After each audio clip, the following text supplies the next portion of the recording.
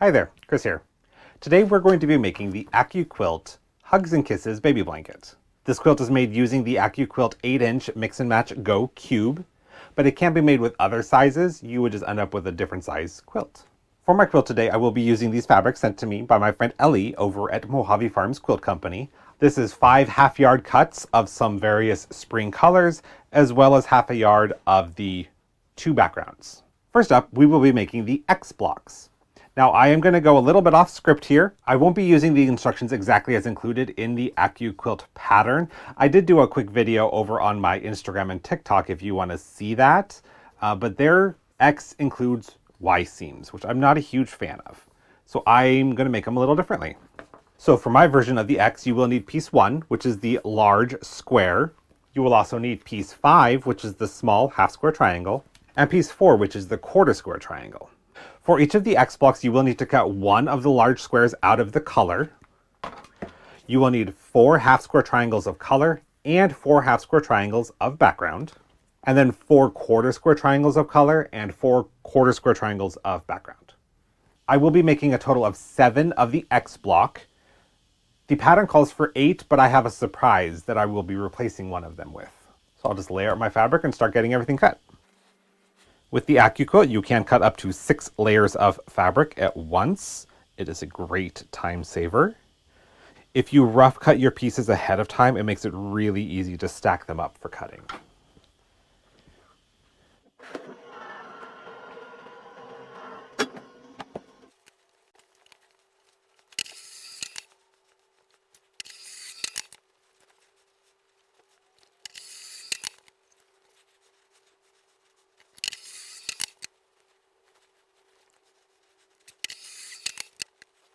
Alright, I've got all of my pieces cut for all 7 blocks, but I'm just going to show you assembly on one of them. Alright, we'll start with our square in the center.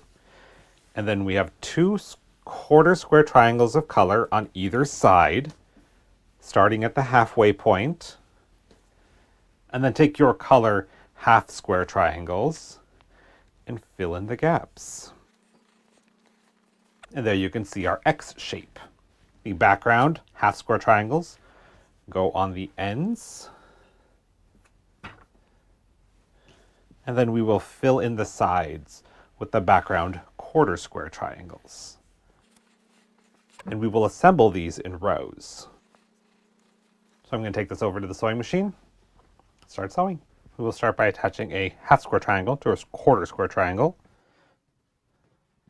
You will line up the flat edges here, and on the other side it will stick out just slightly, but these 2 little triangles should be about equal. And then I will just finger press my seams open as I go, so I don't have to get up going to the iron after each seam. Do be careful though that this is a bias seam, so you don't want to stretch it out. And now we can attach the next piece, like so. When you put these right sides together, the flat edge of this piece will line up with the flat edge of the other piece you've sewn. Again, finger press this seam open. Then we attach the next piece there.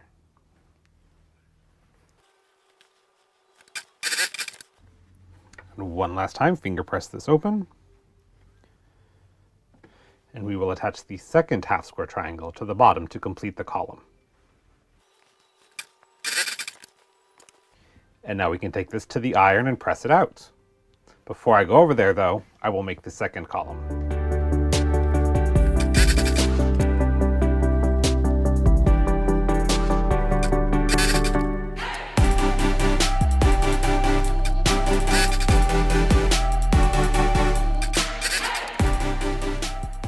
Two sides are complete. All the seams are pressed open.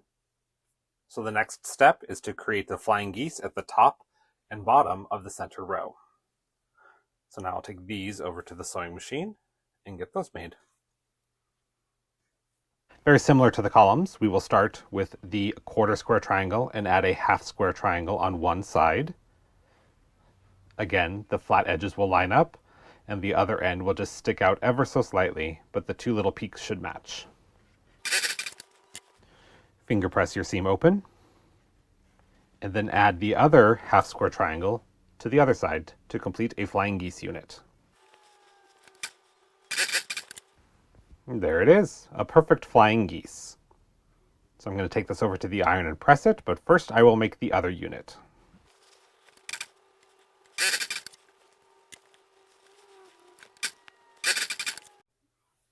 Alright, the flying geese units are complete. So these will attach to the bottom and the top of the center row. So now I can take these to the machine and get them attached. So I will attach these to the center with a 1/4 inch seam, just making sure that the yellow half square triangles are touching the center square.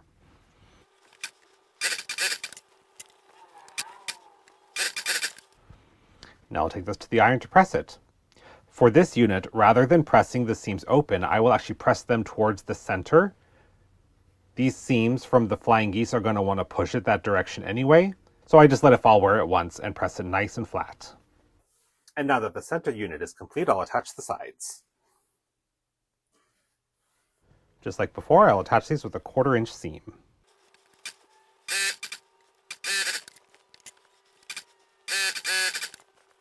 And for these last two seams, I will again be pressing them open. And the block is complete. So this is the X block without any Y seams. I'm going to repeat those steps with the rest of my 6 X blocks. That's hard to say.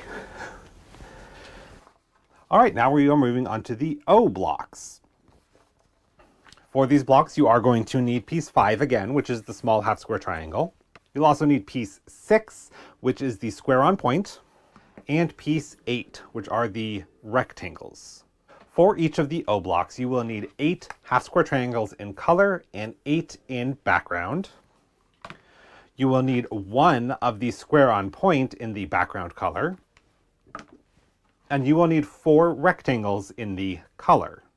And I'll be making a total of 10 O blocks.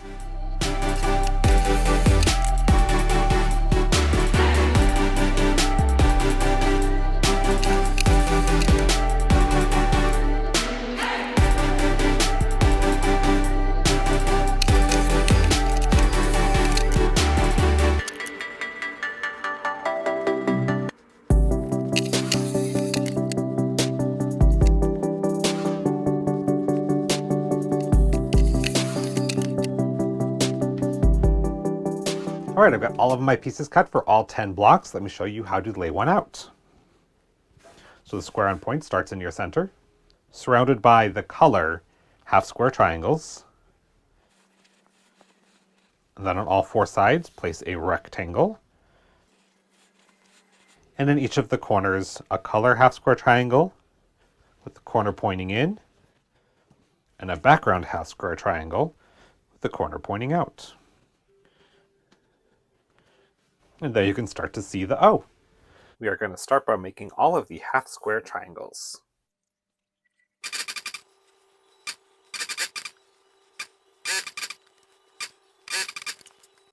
All right, half square triangles are made. Next, we're going to make the center block. So I start by taking 2 of the half square triangles and sewing them onto opposite ends of the square on point.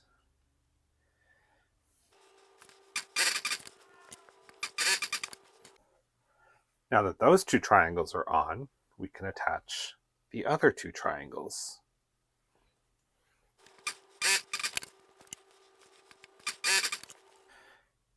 And there's the center. Now we can sew this into rows like that.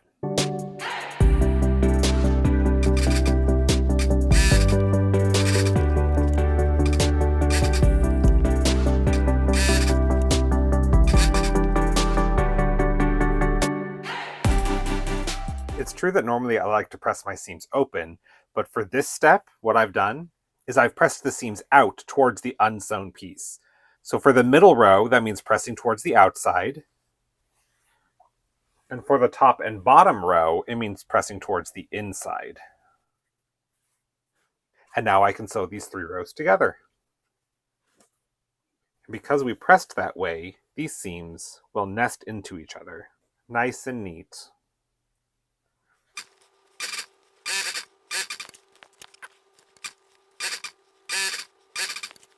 There we have it.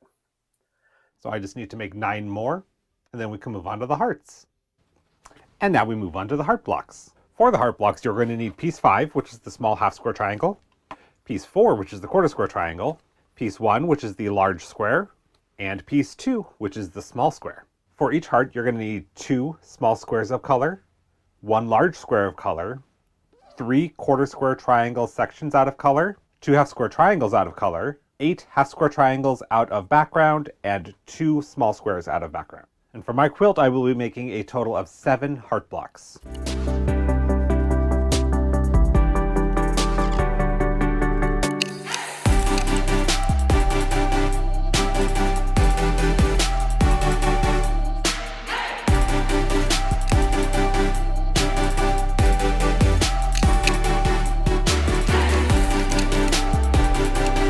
Alright, all 7 blocks are cut, so let me show you how to assemble them.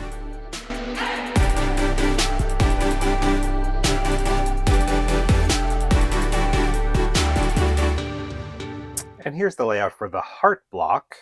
So for this block, I'm going to start with the flying geese. And there are 3 of them, right here, and right here.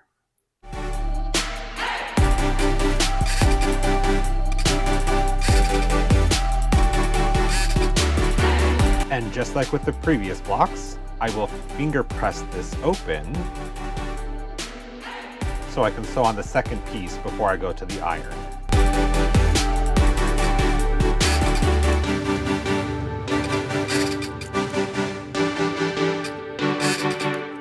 Alright, we've got 3 flying geese units done. Next I'm going to make the 2 half square triangles.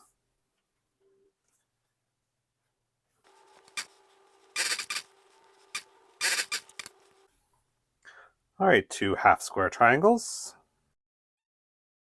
And this block is going to go together in sections. We will make a top row, and then we're going to have some side columns and a center column. So these will get sewn together. And when I have multiple pieces going together, these ones will be easy because it's color to color, background to background. But another trick, you can use some Wonder Clips and just clip along the edge that needs to be sewn, so that when you get to the machine, you can continue to do chain piecing and not get mixed up on which side things get connected to. All right, back over to the machine.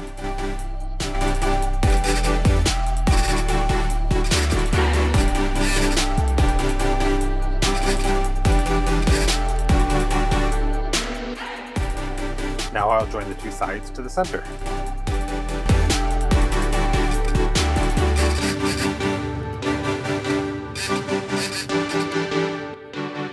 Now we just sew the top row onto the bottom unit. And the heart block is complete. Now I need to make 6 more. Now that all of the blocks are complete, it's time to arrange them. The pattern shows a general layout, but I'm going to put everything up and probably move some stuff around just so the same shape and same patterns aren't sitting next to each other.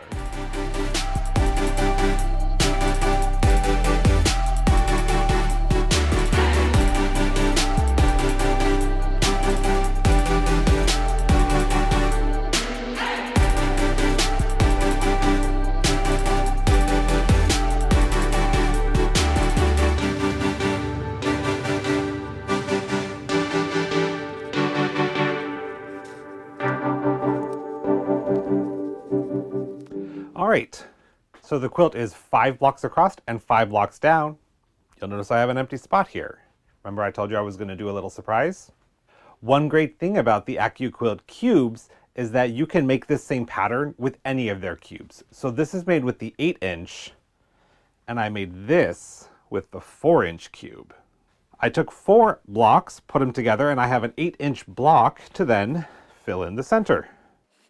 Just a fun little something. So now I'll sew all of these blocks into rows and then join the rows together.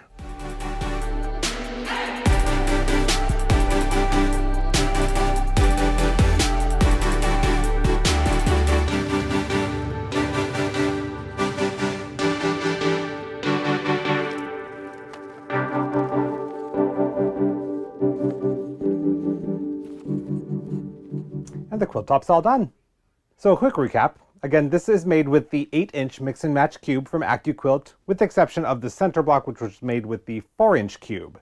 The great thing about the cubes is you don't have to do any quilt math. You would use the same pieces, 1, 2, 3, 4, etc., just with the different cube size, and you get a different size block.